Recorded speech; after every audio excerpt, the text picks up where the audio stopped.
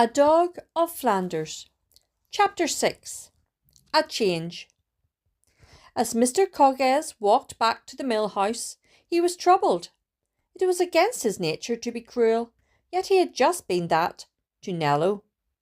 For the moment, his social standing was more important to him than honesty to his conscience, and for the sake of his daughter and her name, he would set his true feelings aside and take other steps. That young man must not spend so much time with Alois, he said to his wife that night. Trouble may come out of it. He may be a nice young man, but he is poor and has no future. But he does have some talent, said his wife, looking admiringly at the piece of pine wood. It really is a nice picture of Alois.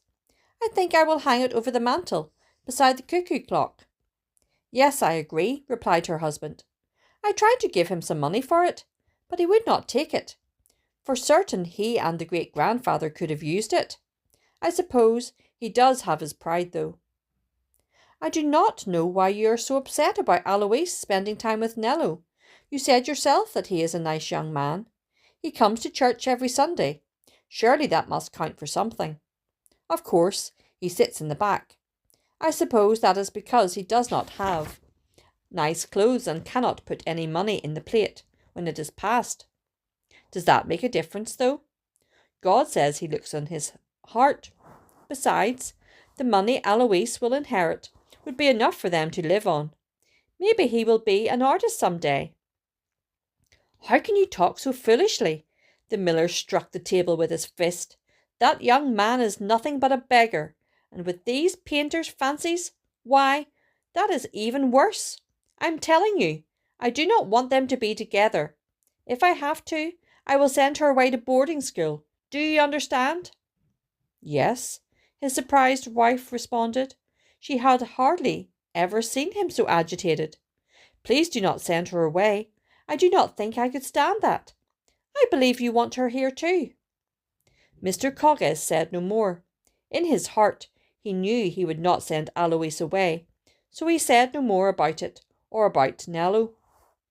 In the next few days, Nello and Patrash stopped at the mill house several times, but something had changed. He did not feel welcome any more. Alois's mother always had a job for her to do, an errand to send her on, or an appointment of some sort for her to meet. She also had studies and music lessons. Nello was a quiet but sensitive boy. He did not want to be where he was not wanted, so he stopped going to the mill house unless he had an errand there.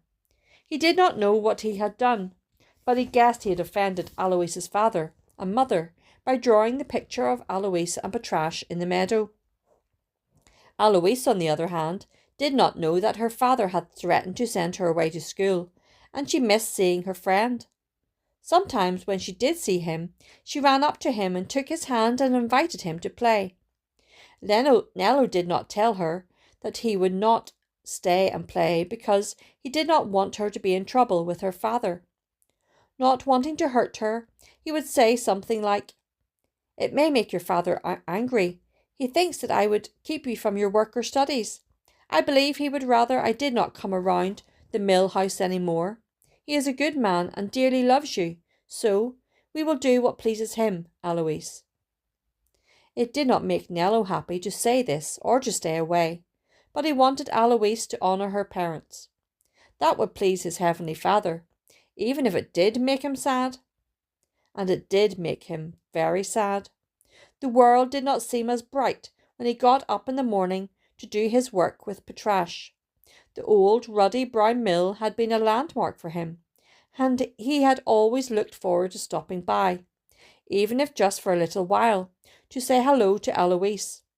She had always watched him and Patrash. When they came down the little road, she would run to greet them, her blonde hair flying in the breeze. She would have a bone or a crust for Patrash, and a broad, welcoming smile for her playmate. Now things had changed. Alois was hardly ever in the yard. Patrash did not understand this, and he certainly missed the special treats. What neither he nor Nello knew was that Alois was often inside crying because she was not allowed to go out and meet them or be with them. Mr. Cogges knew his decision was making Eloise very unhappy, but he told himself it was best. Nello was nothing more than a beggar, and was full of foolish, idle dreams.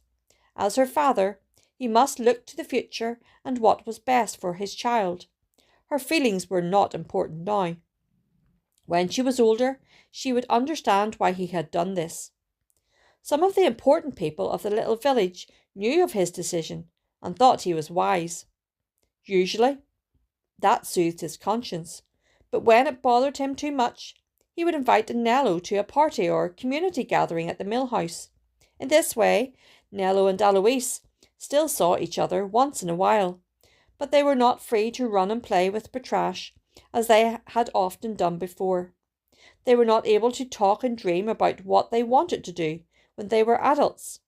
Eloise could not make flower wreaths to hang on Patrache's neck, or watch him run across the fields with bells on his harness jingling.